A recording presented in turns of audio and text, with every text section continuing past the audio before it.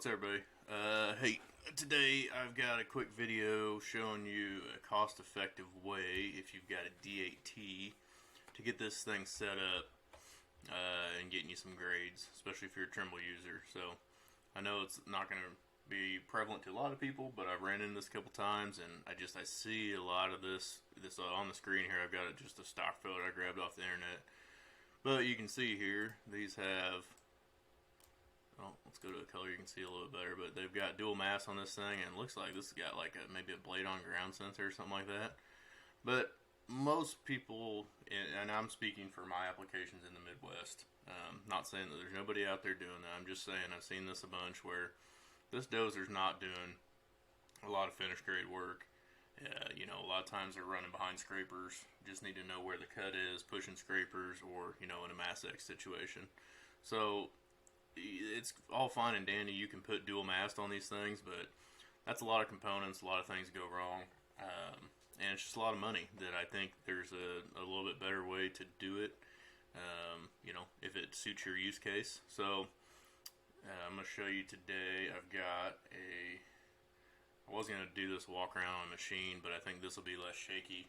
So this is a document from CAT showing how to upfit a D8T to an aero machine. So if you'll notice, if you've seen any new D8s, or you get one from rental fleet, a lot of times they will not have the aero, the mass mounting plates. Those do not come on the blade. I used to install these. They come shipped in a separate crate with the blade when it shows up, and you actually have to weld those on. So if your machine doesn't have those, you would have to acquire these plates, and there's the left mounting plate, and I'll try to scroll not too, and there's the right mounting plate. You can get these from your CAT dealer and get them welded on, or you can make your own. This shield, if you go back to that photo that I had, you can see this is not running that. I would highly recommend, if you are going to go this route, that I would utilize this. This is for the four holes here for the sensor mount, and then this is a shield that protects that slope sensor. When we do set these up with mast, I always tell everyone I just run a single mast with a slope sensor. I think it's cheaper. I think it's one less component you got to get out on the blade, and it works just as well for what you're looking to do. Then you go down, power module. You can see also, I think it'll show it here in just a second. It doesn't show it on here, but there is a center mass mount. Most of the blades on the left-hand side of this is you're gonna see just about 8-inch long piece of flat strap. That's a locator for the center mass mount. If you get the center mass mount, it'll have the other side, and you can weld that on. If you're doing laser receiver or something like that. I got another image down here. This grab handle. So this grab handle, this is the stock grab handle. This is where the radio mount goes. This is the older style radio mount. A lot of times, I'll be honest, we've done just for cost effectiveness, we take a square radio mount bracket and just mount it onto this with U-bolts. Works just as well. Or you can get this handhold that goes on here, and then you have to have what I call the triangle radio bracket from Trimble to mount onto that, and that will allow you to mount your radio right there. So what you're looking for that's going to make this cost effective is we're actually going to mount our receiver up on the cab top, up on the roof of the machine. So if you climb up on the back, this is these instructions for a prefix and FCT. I've seen these on other prefixes as well.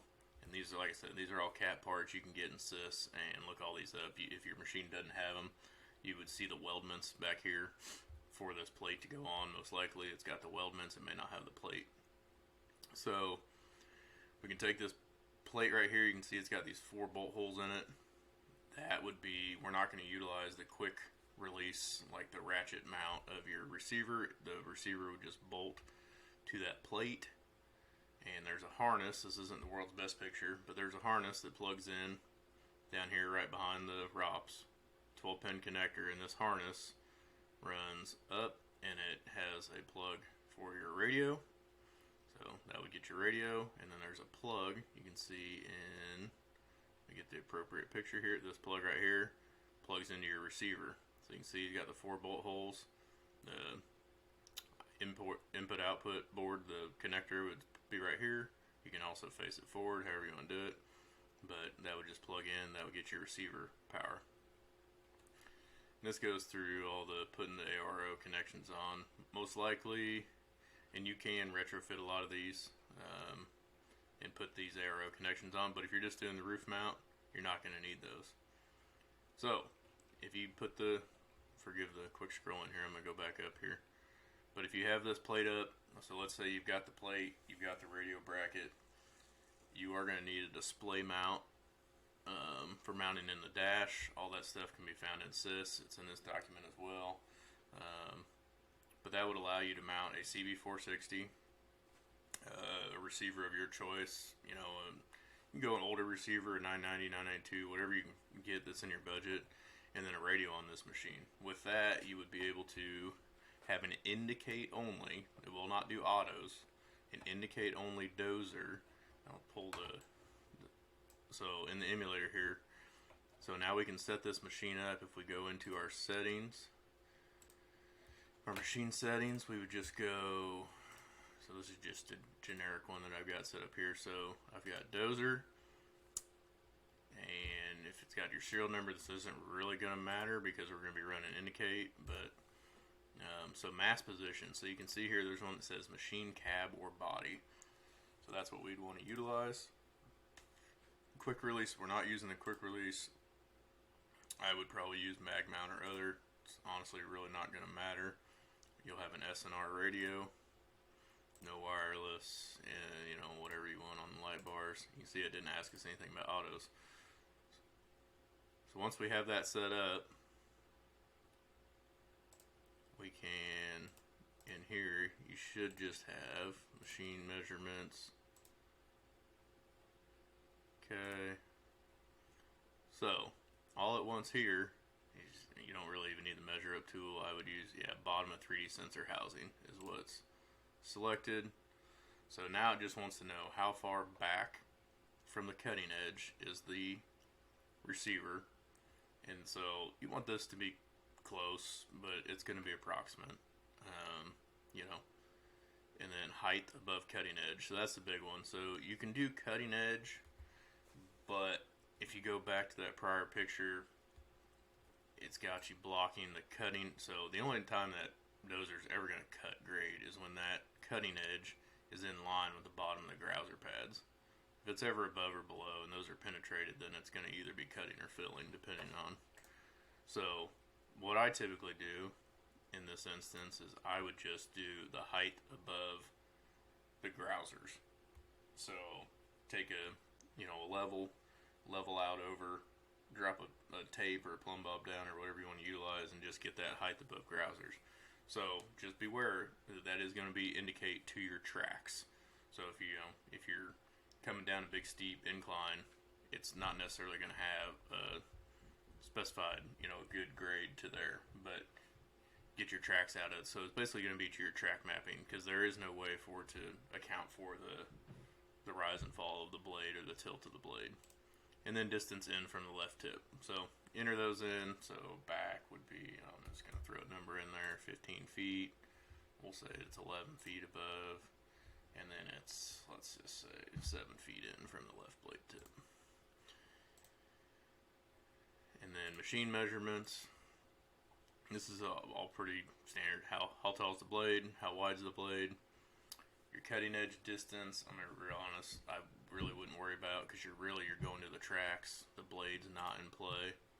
If you got a ripper, these really are just going to scale the machine. Same thing here. These are going to scale the machine on what you see.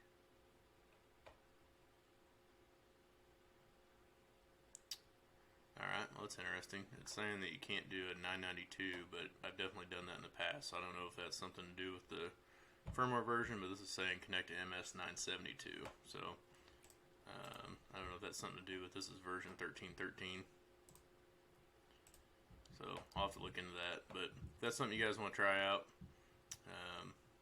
just figured I'd share that. Like I said, I've had a couple questions that people want me to quote dual GPS on a D8T, and if you got the right situation for that, I mean, I'm not saying you can't do that, but you know, I would advise, keeping it simple. You can do a cab mount up there. Most likely this thing's going to be in a cut, running with scrapers or something. But if that's something that works for you, or you got questions, shoot me a comment or a message, and I'll help you however I can.